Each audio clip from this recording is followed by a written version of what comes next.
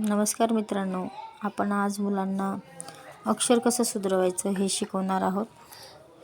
त्यासाठी आपल्याला एक वही लागेल, 2 लाईन्सवाली.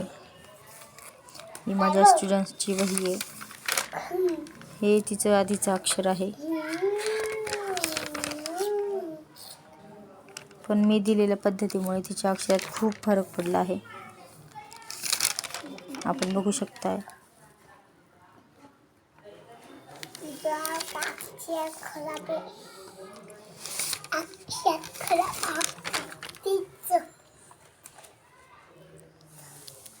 हळूवार पद्धतीने आपण त्यांना शिकवल्यास आपण त्यांना शिकवू शकतो.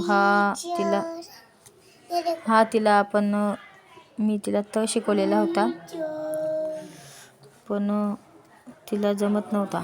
आता मी तिला नवीन पद्धतीने तो काढायला शिकवणार आहे. अशा प्रकारे आपण हे 3 डॉट देऊन शिकवू शकतो. त्यांना घरी हे डॉट जोडायला लावायचे. स्टँडिंग लाईन, माझी स्टुडंट CBSEचे असल्यामुळे मला थोडं इंग्लिशचा वापर करावा लागतो.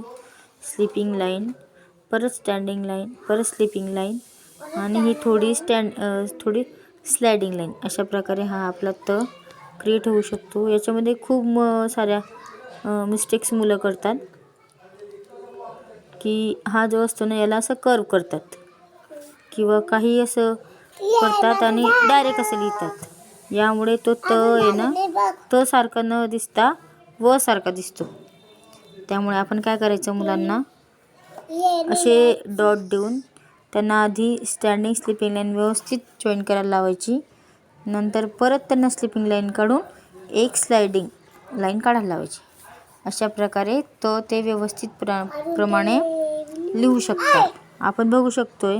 अशा पद्धतीने जर आपण मुलांना त शिकवला तर तो खूप लवकर त्यांना जमेल.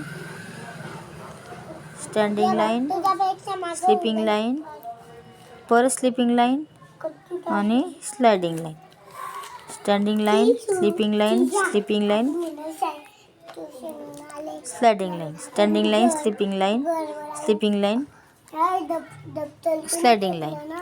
बघू शकताय आपण किती छान प्रकारे आपण मुलांना तो शिकवू शकतोय. तर माझा हा पहिलाच व्हिडिओ आहे. मला अपेक्षा आहे की तुम्हाला आवडला असेल. धन्यवाद.